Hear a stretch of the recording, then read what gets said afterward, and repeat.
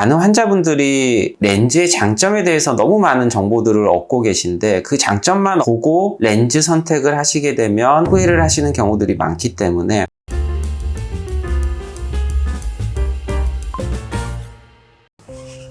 안녕하세요. 하얀가의 최현석 원장입니다. 오늘은 또 다른 백내장 재수술 사례를 좀 소개를 해드리고자 영상을 준비를 했고요. 최근에 다초점 인공수정체로 수술을 받으시고 아니면 단초점 인공수정체로 수술을 받으시고 수술 결과에 대해서 만족도가 좀 떨어져서 재수술을 받으러 환자분들이 내원을 하고 계시는 편인데 오늘 내원하신 분도 마찬가지로 레이저 백내장으로 수술을 받으신 환자분이고요. 이전 영상에 저희가 한 특정 렌즈, 지메트릭 렌즈로 수술 받으신 환자분이었죠. 그리고 레이저 백내장 으로 수술 받으신 환자분이었었는데 항의가 너무 많이 들어와서 그 영상을 거의 내려야 되는 수준이 돼서 병원에 대한 언급은 제가 안 할 거고 렌즈에 대한 언급은 저는 할 겁니다. 그래도 안 좋게 제가 얘기를 했었던 부분만 콕 집어서 객관적인 사실을 과장해서 설명을 했다고 신고를 넣어서 저는 사실 렌즈에 대해서는 객관적인 내용만 얘기를 하고 단점에 대해서 좀 얘기를 하는 편이지 장점은 너무나 많은 영상들에 있기 때문에 그 단점을 듣기 싫은 누군가가 신고를 해서 영상을 막 내리게끔 했더라고요. 오늘은 제가 좋아하는 렌즈로 수술 받으셨고 이 환자분이 시너지라고 하는 렌즈로 수술 받으셨고 그랬는데 결과가 안 좋아서 재수술 받으러 내원을 하셨고요.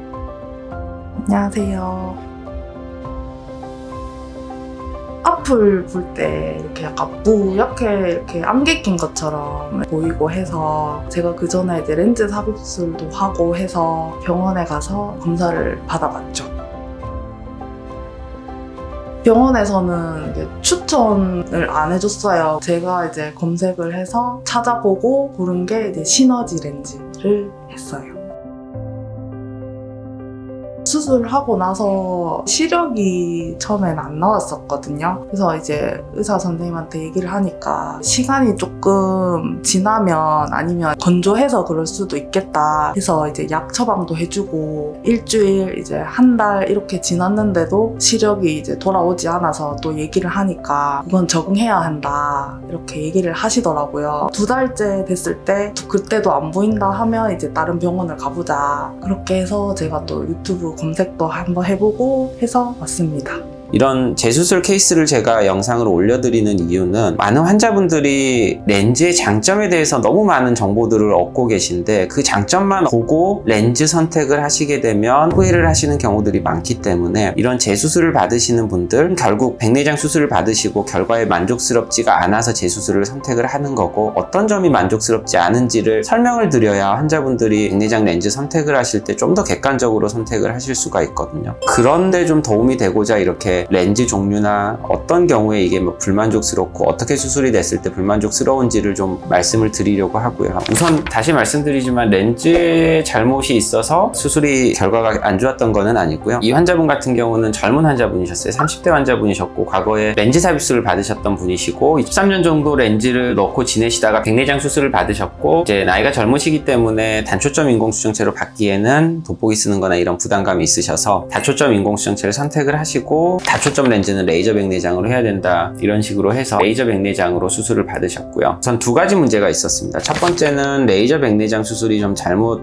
잘못이라고 하면 또 신고 들어올 것 같아서 레이저 백내장을 앞으로 수술을 받으실 때는 이렇게 받으시면 안 된다라는 거 첫 번째. 두 번째는 다초점 인공수정체로 수술을 받으셨는데 난시가 꽤 많이 있었던 분이거든요. 백내장 수술할 때는 항상 각막 난시를 우리가 따진다 그랬죠. 그래서 그 각막 난시 수치를 보면 EDF터 초반대로 나오기 때문에 이분 같은 경우는 난시 교정이 꼭 필요한 상황이었습니다. 그래서 난시 교정용 렌즈로 썼는데 난시 교정용 렌즈로 수술을 받을 때는 난시의 각도가 정확히 일치가 돼야 돼요. 이 환자분의 눈에 있는 난시의 각도와 눈에 들어가는 이 인공 렌즈의 난시의 각도가 정확히 일치가 돼야지만 난시 교정 효과를 100% 누리실 수가 있습니다. 교정용 렌즈가 눈 안에서 좀 틀어지게 된다 그러면 시력이 떨어질 수가 있죠. 이전 영상에서도 이것도 설명을 해드렸었지만 1도 틀어질 때마다 3% 정도의 교정 효과가 감소가 된다 그랬었죠. 그래서 이분 처음 내원하셨을 때 이제 보면 난시축은 3도에서 4도 사이에 되어 있어서 렌즈는 93, 4도 정도로 렌즈가 들어갔어야 하는데 실제 처음 내원하셨을 때 그때 당시에 렌즈의 각도가 110도 정도로 약간 틀어져 있었거든요. 보통 다초점 렌즈로 수술을 할 때는 가장 중요한 것 중에 하나가 결과에서 근난시, 원시 이런 게 안 잡혀야지 가장 결과가 좋다라고 볼 수가 있는데, 근시, 원시가 안 잡힌 거는 좋으나 난시가 좀 허용 범위 이상으로 많이 잡히고 있는 상황이었고, 그로 인해서 시력이 좀 떨어지고 있는 상황이었었거든요. 그래서 뭐가 문제인지 하고 이제 산동을 해서 들여다봤더니 실제 눈에 있는 난시의 축과 눈에 들어가 있는 렌즈의 난시의 축이 맞지가 않았던 거죠. 110도면 17도 정도가 틀어진 거죠. 17도가 돌아가면 50% 정도의 난시 교정 효과가 떨어지는 거죠. 실제 난시 교정이 돼야 되는 거의 절반밖에 안 된 거죠. 난시 교정이 원래는 2디옵터 초반 정도가 교정이 됐어야 되는데 그 중에 절반만 교정이 됐으니 수치가 한 1디옵터 초반 정도로 난시가 남아있는 거고, 저거를 교정을 해도 1.0까지 시력이 올라오지는 않았어요. 또 다른 문제가 뭔가 하고 들여다봤더니 이번에는 레이저 백내장을 했던 게 이제 문제였었던 거죠. 레이저 백내장을 수술을 할 때 이제 단계가 한 가지가 있죠. 그 중에 수정체 전낭절개라 그래서 수정체의 껍데기 캡슐 앞쪽 부분을 동그랗게 이렇게 따는 과정이 있습니다. 그 전낭절개를 할 때 보통 눈에 들어가는 인공수정체는 광학부랑 지지부 두 가지로 나눠지게 구조가 되어 있거든요. 여기 보시면 가운데 광학부가 있고 주변부에 지지대가 있는데, 그 전낭절개는 기본적으로 이 광학부보다는 사이즈가 약간 작게 돼야 돼요. 대부분의 인공수정체들은 가운데 광학부가 6mm 정도로 동일하거든요. 그래서 약간 작게 한 4-5mm 정도가 돼서 결국에 수정체 낭 안에 인공수정체가 들어갔을 때 수정체 낭의 뒷면과 앞면이 시간이 지나면서 유착이 되게 되는데, 유착이 될 때 전낭절개가 이루어진 그 경계면은 뒷면과 바로 붙지 않고 인공수정체의 광학부 부분의 끝부분에 걸려서 앞면의 수정체 낭과 뒷면의 수정체 낭이 완전히 유착이 되지 않도록 하는 게 가장 기본적인 수술 방법이고요. 그래야 인공수정체의 위치가 가장 정확히 우리가 예상을 했었던 자리에 자리 잡을 수가 있고, 인공수정체가 기울어진다거나 하는 것도 없어서 예상했었던 눈의 도수 그리고 시력을 얻으실 수가 있습니다. 근데 이 환자분의 눈 상태를 사진을 보시면 여기 보이는 인공수정체, 이 가운데 커다랗게 이렇게 인공수정체의 광학부가 보이죠. 그리고 자세히 보시면 동그란 선이 또 하나가 여기 보일 텐데, 이게 전낭절개를 해놓은 경계 라인입니다. 이 경계 라인을 보시면 12시 방향부터 오른쪽 그리고 9시 방향까지는 수정체의 광학부보다는 안쪽에 있는데, 9시 방향부터 12시 방향 사이에는 수정체의 광학부보다 더 밖으로 나가버리게 되죠. 그래서 결국은 이분은 수정체 낭이 앞뒤가 9시부터 12시까지는 완전히 유착이 되어버린 상황이었고, 나머지 부분은 인공수정체에 의해서 이렇게 막혀있는 상황이었습니다.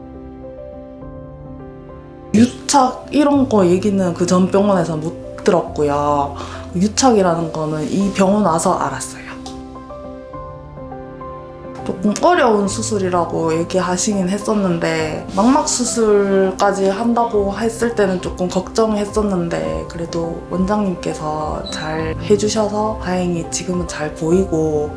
보통 이제 이런 식으로 인공수정체 광학부가 한쪽이 커버가 안 되는 경우에는 보통 근시화가 조금씩 진행이 되거든요. 그래서 이분 같은 경우에 만약에 이렇게 난시 교정 효과가 떨어져서 난시가 좀 남았고 인공수정체가 제자리에 들어갔었다라고 한다면 아마 원시 난시가 같이 잡혔을 눈인데, 인공수정체가 약간 눈 안에서 기울어지면서 근시화가 되고, 그로 인해서 눈에 원래 잡혔어야 될 원시가 안 잡히게 되고 난시만 남고 있는 상황이었었고요. 다초점 렌즈는 특히나 인공수정체의 위치나 그 자리 잡은 모양의 시력에 영향을 많이 주는데, 인공수정체가 약간 기울어지게 되면은 이 남아있는 난시를 안경으로 교정을 해준다고 하더라도 정상 시력까지 교정이 안 되는 경우들이 있죠. 그래서 이분은 정상 시력이 안 나고 0.8까지밖에 교정이 안 되고 있는 상황이었었죠. 이제 수술 받으신 병원에서는 이 정도면 오차 허용범위다라고 설명을 들으시고 뭐 그냥 지켜보셨다고 하는데, 사실 목표 있었던 난시 교정량의 절반밖에 안 됐는데 이걸 오차 허용범위라고 얘기하기는 저는 무리가 있다라고 생각을 하고, 난시축을 맞춰주는 방법으로 하실 거를 좀 권유를 드렸었고요. 그리고 두 번째로 전낭절개가 저렇게 되어 있어서 인공수정체가 좀 기울어지지 않도록 하는 방법으로 수술을 해야 되는데, 새로운 인공수정체를 넣는다고 하더라도 이미 수술이 저렇게 되어 있어 버리기 때문에 또 나중에 인공수정체가 기울어질 가능성이 있었거든요. 환자분과 다시 상의를 해보고 나서 약간 인공수정체가 기울어지더라도 시력에 영향을 좀 덜 주는 종류의 인공수정체로 교체를 하기로 계획을 했었습니다. 이분은 수술 받으신 지가 2달 반에서 3달 사이 정도 되는 시간이 약간은 흘러 있었던 분이라서 안쪽에 수정체 낭들의 유착이 어느 정도 진행이 되어 있었고요. 실제 수술하는 과정에서 유착은 다행히 뻑뻑하기는 했지만 잘 풀렸고요. 실제로 눈에 들어있던 렌즈를 완전히 제거를 하게 되면 수정체 낭만 남아있는 모습을 보실 수가 있는데, 약간 아쉬운 거는 레이저 백내장을 할 때 이 수정체 낭의 위치와 사이즈를 설정을 할 수가 있는데, 보시면 홍채랑 수정체 낭의 위치를 봐도 이게 중심이랑 안 맞는다는 걸 아실 수가 있을 거예요. 원이 있고 홍채랑 보통은 수정체랑 이게 잘 맞기 때문에 수정체 전낭 절개를 하는 이 위치를 홍채랑 같은 중심으로 잡고 해야 되는데 약간 위쪽으로 쏠려 있는 걸 보실 수가 있죠. 인공수정체가 들어갔을 때 위쪽 부분에 이 전낭 절개가 인공수정체의 광학부 밖으로 범위를 넘어서 버리는 거고요. 만약에 이게 좀 넘어설 것 같다라고 확신이 들지 않을 때는 자르는 전낭 절개의 사이즈를 좀 줄일 수도 있거든요. 세팅 수치만 바꾸면. 레이저 백내장을 할 때 그렇게 했었으면은 그래도 조금 더 결과가 낫지 않았을까 싶기는 한데, 이게 이제 조금 아쉬운 점 중에 하나였었고요. 또 다른 다초점 인공수정체를 넣게 되면 전낭 절개 때문에 인공수정체가 기울어지면서 또 다른 시각적인 불편함이 생기실 수가 있어서 두 번째 렌즈를 이제 새로 넣을 때는 아이엔스 렌즈를 집어넣게 됐습니다. 항상 이 아이엔스 렌즈를 제가 재수술할 때 가장 많이 사용하는 렌즈로 추천을 드리는 이유가, 재수술할 때는 결국은 도수가 잘 맞는 게 가장 중요하고 결과의 예측치가 가장 중요하거든요. 근데 아이엔스 렌즈는 결과에 대한 예측치가 굉장히 정확하고요. 장점과 단점이 굉장히 명확합니다. 그래서 수술 전에 이럴 수도 있어요, 저럴 수도 있어요, 이 정도로 설명을 하는 게 아니고, 장점은 좀 명확히 이런 게 있고 단점이 명확히 이런 게 있으니 이런 단점은 감안을 하시고 수술을 하시라라고 말씀을 드리면 거의 일치를 하기 때문에 환자분들이 수술 결과에 대해서 만족을 대부분 하시는 편이고, 두 번째로 도수가 좀 정확해야 되는데 가장 중요한 것 중에 하나가 난시 교정이거든요. 이전에 저희가 영상 올려드릴 때 아이엔스 토링 렌즈 난시 교정률이 굉장히 좋다라고 말씀을 드렸었고, 이 환자분들한테도 제가 마찬가지로 난시 교정용으로 아이엔스 토링 렌즈를 추천을 드려서 수술을 진행을 하게 됐고요. 인공수정체를 바꾸고 나서 눈 상태를 보시면 단초점 모양의 인공수정체가 들어가 있는 걸 보실 수가 있고, 여기 마찬가지로 점선이 있거든요. 인공 렌즈의 난시축을 표시를 해주는 건데, 이제 수술할 때 표시를 해놨었던 파란색 선과 일치가 되게 정확히 위치가 됐고요. 약간 아슬아슬하기는 하지만 여기 이 위치를 제가 약간 안쪽에서 잡아서 전낭 절개가 수정체의 광학부를 좀 커버할 수 있도록 약간 위쪽으로 밀어 놓기는 했거든요. 그래서 이제 수술 마칠 때는 인공수정체가 커버가 되는 정도로 했는데, 아마도 이거는 이제 수정체낭이 유착이 되면서부터는 벗어날 거라고 저는 예상을 하고 있습니다. 난시가 이렇게 좀 있는 환자분한테서는 잘 맞춰주지 않으면 좋은 렌즈를 써도 결과가 안 나오는 경우들도 있기 때문에, 난시 교정용 렌즈로 수술을 하시고 나서 좀 시력이 안 나온 경우에는 이게 잘 맞는지 한번 좀 확인해 보시면 좋을 것 같고요.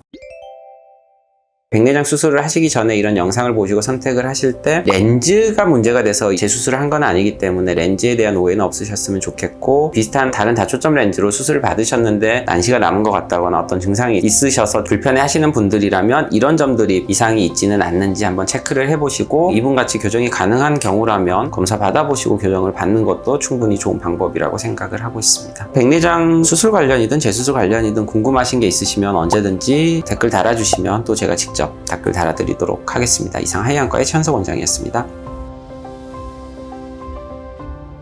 어느 병원에서 수술을 받아서 잘 안 보인다 그러면 지체하지 말고 바로 병원을 찾아주셨으면 좋겠습니다. 너무 깨끗하게 잘 보이고 너무 좋아요. 진짜 새 세상인 것 같아요, 진짜.